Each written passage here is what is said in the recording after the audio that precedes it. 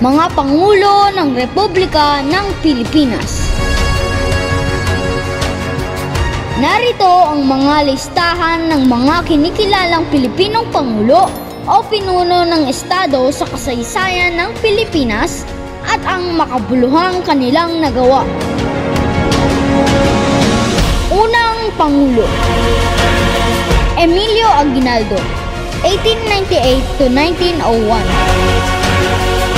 Namuno siya sa isang pag-aalsa laban sa pamahalaang Kastila noong taong 1896. Namuno rin siya sa ikalawang pangdigma laban sa sandatahang Kastila noong taong 1898 habang kakampi ang mga Amerikano. Bilang pinuno ng himagsikan, isinakatuparan niya ang pagpapahayag ng kalayaan ng Pilipinas noong ika-12 ng Hunyo, 1898. Nagdisenyo sa bandila ng Pilipinas na siyang iwinagayway sa Kawit, Cavite noong Hulyo 12, 1898. Ikalawang Pangulo, Manuel L. Quezon, 1935 to 1944. Itinuturing na ama ng wikang Pilipino. Ipinatupad ni Pangulong Quezon ang 8-hour labor law dahil sa problema ng mga manggagawa. Pinatupad rin niya ang minimum wage law. Pinaunlad ni Pangulong Quezon ang pambansang seguridad sa tulong ng National Defense Act. Naipatupad rin niya ang Payne-Aldrich Law na nagpapababa ng ating buwis. Ikatlong Pangulo, Jose P. Laurel, 1943 to 1945. Si Pangulong Laurel ang nanguna sa paghahain ng mga probisyon sa Bill of Rights ng ating saligang batas. Noong 1944, sa pamamagitan ng Proclamation No. 21, idineklara ni Laurel ang martial law sa bansa. Sinundan ito ng Proclamation No. 30 na nagdedeklara naman ng pakikidigma ng Pilipinas laban sa Amerika at United Kingdom. Dahil sa mga nangyari sa ilalim ng Laurel government, maraming Pilipino ang tumutol sa kanyang pamumuno. Ang ika-4 na Pangulo, Sergio Osmeña, 1944 to 1946. Sa pagkakatalaga niya sa posisyon at muling pagkakatatag ng Commonwealth Government, unang binigyang tuon ni Pangulong Osmeña ang pagbangon ng Pilipinas mula sa sinapit nitong pagkasira dahil sa ikalawang digmaang pandaigdig. Muli rin niyang isinaayos ang mga sangay ng gobyerno. Binuo niya ang kanyang gabinete at binuhay ang kapangyarihang kataas-taasang hukuman. Itinulak din ni Pangulong Osmeña sa US Congress ang pagpapasa ng Bell Trade Act. Nang maaprubahan ng Kongreso ng Estados Unidos, nakatulong ito ng malaki sa ating ekonomiya. Sa pamamagitan ng Bell Trade Act, nabigyan ng pagkakataon ang bansa na makapagluwas ng ating mga pangunahing produkto sa Amerika nang walang kinakailangang bayarang buwis. Ika-5 Pangulo, Manuel Rojas, 1946 to 1948. Si Pangulong Rojas ang nagbuo ng konsepto ng pagtatatag ng Bangko Sentral ng Pilipinas upang mapayabong ang ekonomiya ng bansa. Tinutukan din ni Pangulong Rojas ang sektor ng agrikultura. Ipinroklaman niyang gawing epektibo sa buong bansa ang Rice Share Tenancy Act of 1933 na sinusugan ng Republic Act 1946 o ang Tenant Act. Bagamat pagbangon ang naging tema ng bawat pagkilos ng Administrasyong Rojas, binalot naman ito ng mga kontrobersya.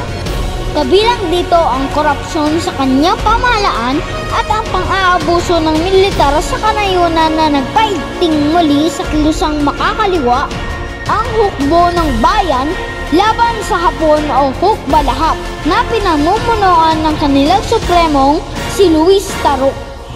Sa kasaysayan, ang dalawang problemang ito ang naging mansa sa magandang pamamalakad sa kanyang gobyerno. Ika-6 na Pangulo, Elpidio Quirino, 1948 to 1953. Pinalawig ni Pangulong Quirino ang mga sistemang irigasyon, ipinatayo ang mga plantang hydroelectric sa talong Maria Cristina at Bulacan upang lutasin ang problema sa kuryente sa Luzon, pinabuti ang mga lansangan, itinatag ang Bangko Sentral at pagbabangkong rural na nagpapautang sa mga magsasaka at negosyante. Nilikha ni Pangulong Quirino ang Social Security Commission at ang President's Action Committee on Social Amelioration na nangangasiwa sa pagbibigay ng tulong, pautang at kaginhawaan sa mga mahihirap na mamamayan. Ang kanyang programa ay kinabibilangan ng insurance para sa kawalang trabaho, pagtanda, aksidente at kapansanan, kalusugan, pang-ina, at pagpapaginhawa ng Estado.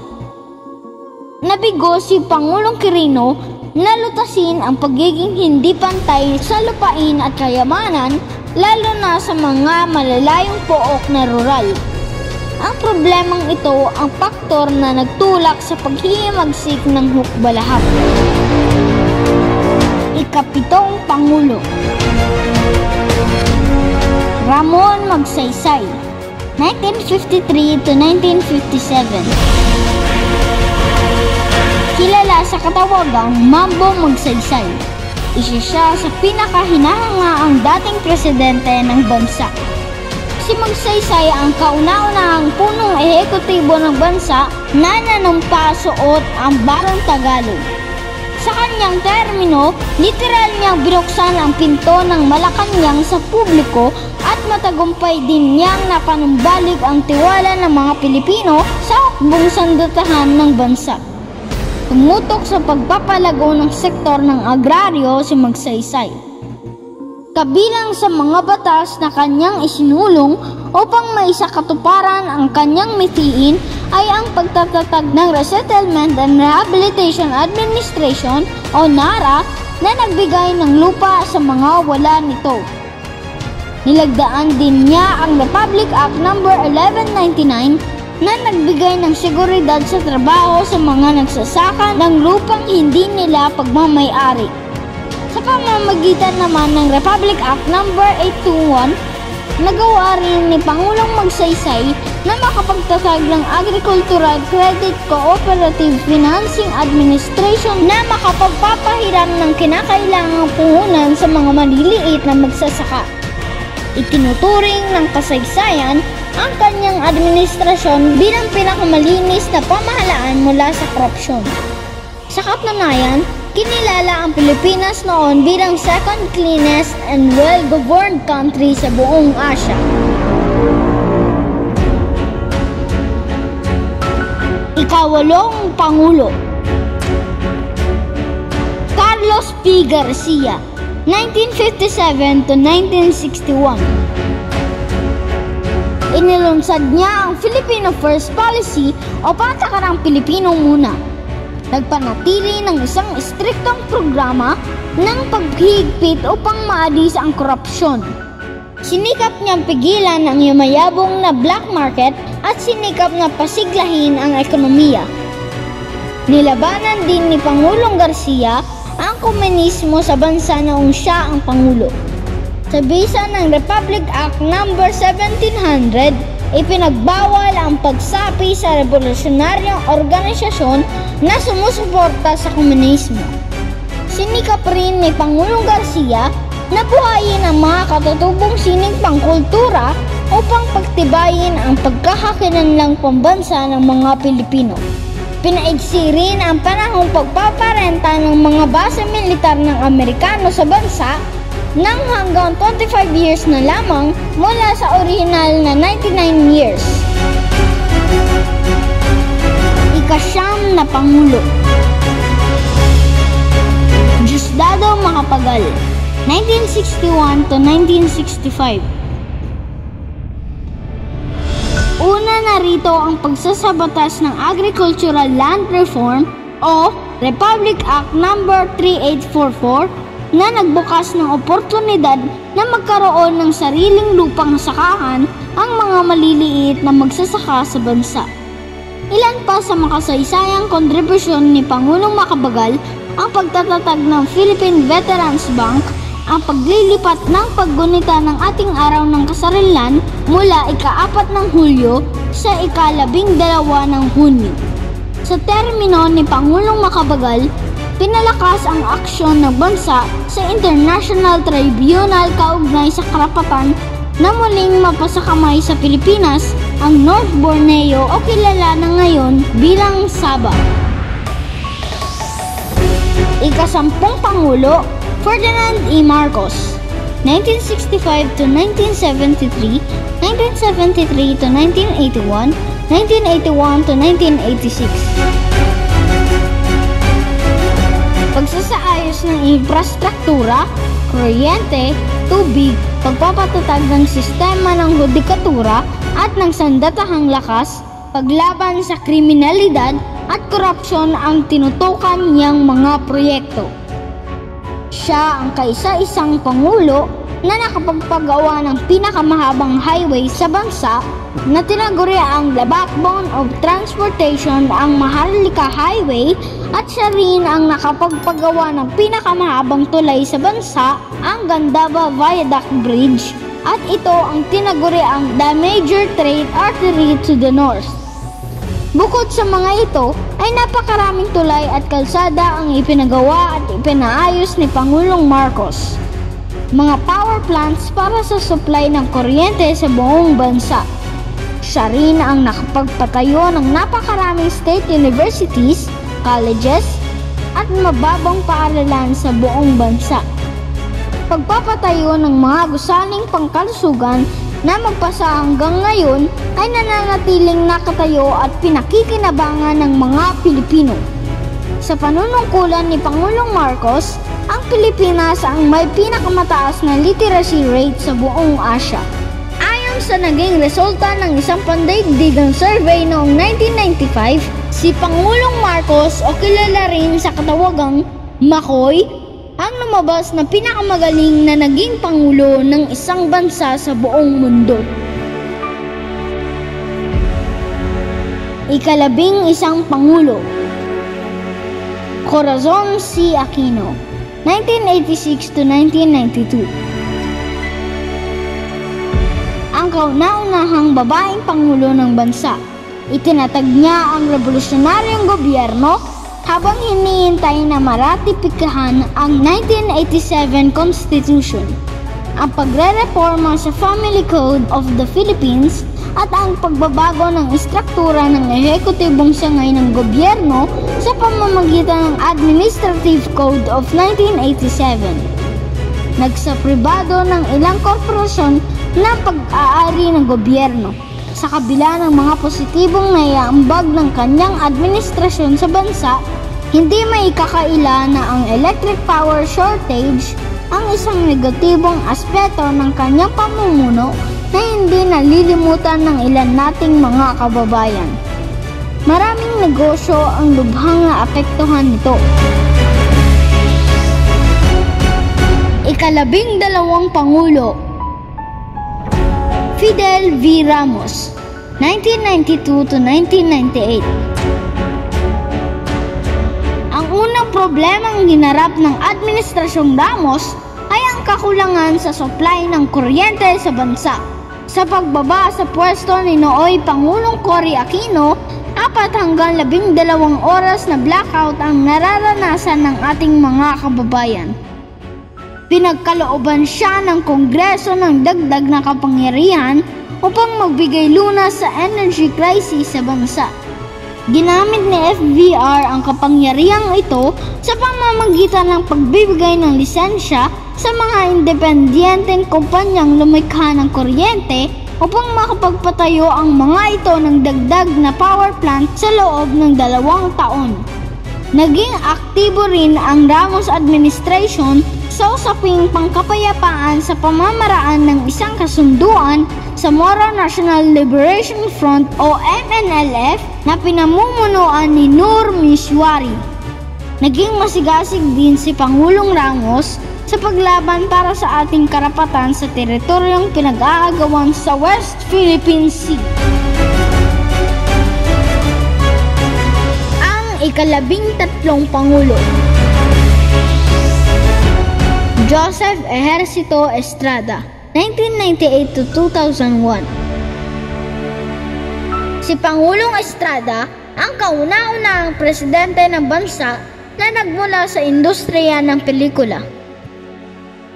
Si Pangulong Estrada ang nagdeklara ng all-out war laban sa grupong Moro Islamic Liberation Front o MILF, kung saan matapos ang 3 buwan mula nang ideklara ang gyera laban sa naturang grupo ay muling napasakamay ng militar ang Camp Abu Bakar na nagsisilbing headquarters ng MILF. Kabilang din sa napasakamay ng mga sundalo ang 13 malalaking kampo, 43 maliliit pang kampo ng MILF na nooy kinikilala pa bilang isang teroristang grupo. Isang napakahalagang hakbang ng isang pangulo ang magpatupad ng ganitong kautusan alang-alang sa kaligtasan ng bansa laban sa mga banta ng terorismo. Pang-14 na Pangulo, Gloria Macapagal Arroyo, 2001 to 2004, 2004 to 2010. Sa pamumuno ni Pangulong Gloria Macapagal Arroyo, umabot sa 4.5 ang average economic growth ng bansa, mas mataas kaysa sa administrasyong Cory Aquino, Ramos at Estrada. Sa katunayan, napabilang ang Pilipinas sa mga kakaunting ekonomiya sa Timog Silangang Asya na hindi nagbago ang takbo sa kabila ng naganap na global financial crisis noong taong 2008. Sa Administrasyong Arroyo, naisabatas ang controversial na Expanded Value Added Tax Law na nagsilbing centerpiece ng kanyang economic reform agenda. Bukod sa iba pang mga naiambag ng Arroyo administration sa paglago ng ekonomiya ng bansa, natatandaan nito ng karamihan dahil sa polisiya ng pagpapatupad nito ng holiday economics na naglalayong palakasin ang domestic tourism. Ika-15 Pangulo, Benigno C. Aquino III, 2010 to 2016. Siya ang unang pangulo na walang asawa at walang anak. Nilikha ang patakaran na walang wangwang. Pinasimulan ang K-12 na edukasyon sa Pilipinas. Pinalitan ang pangalan ng Office of the Press Secretary at ginawang Presidential Communications Operations Office at humirang ng mga bagong opisyal. Sinuspinde ng mga allowance at bonus ng mga miyembro ng government-owned and controlled corporation at mga miyembro ng lupon ng government financial institution.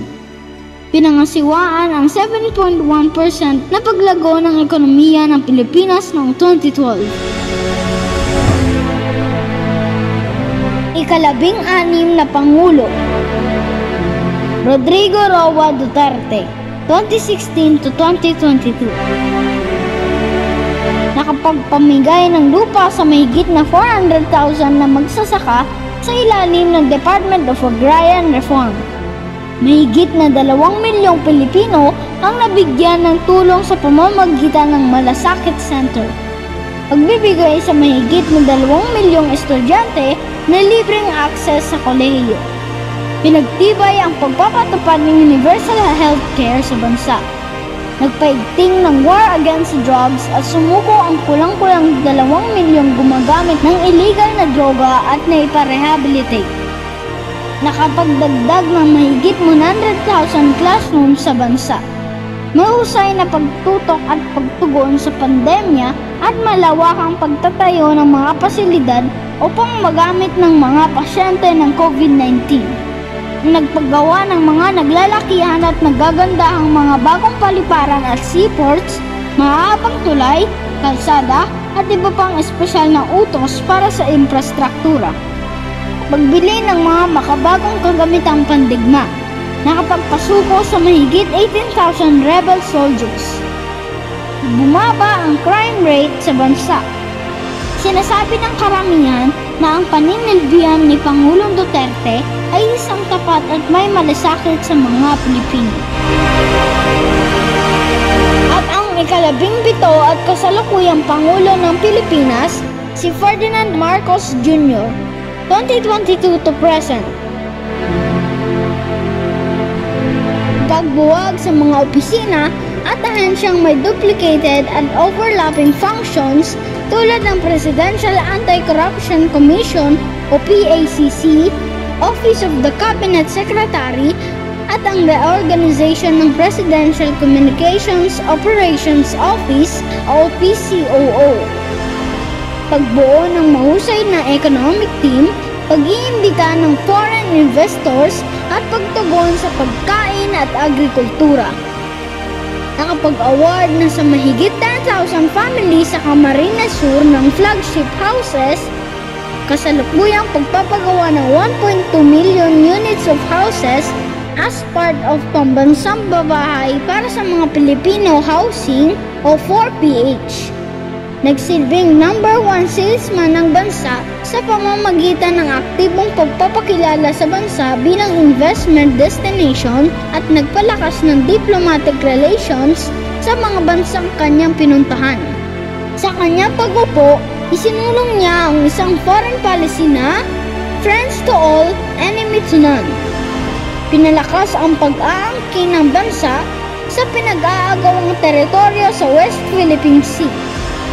Nilagdaan ang 6 na batas sa unang taon ng kanyang termino, ang SIM Registration Act o Republic Act 1/1934, Suspension of Barangay and SK Elections, ang Amendment of the Fixed Term of the Armed Forces of the Philippines Officers o RA 1/1939, ang Maharlika Investment Fund Bill, ang Philippine Center for Disease Prevention and Control Act, ang Public-Private Partnership Act at ang New Agrarian Emancipation Act o RA 1/1953.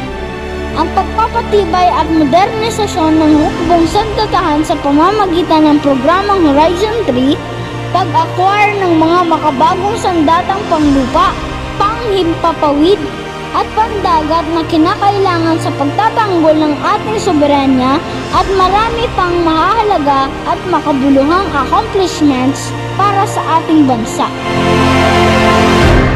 At ito ang mga Pangulo ng Republika ng Pilipinas. Please follow our Facebook page and subscribe to our YouTube channel. Thank you. God bless.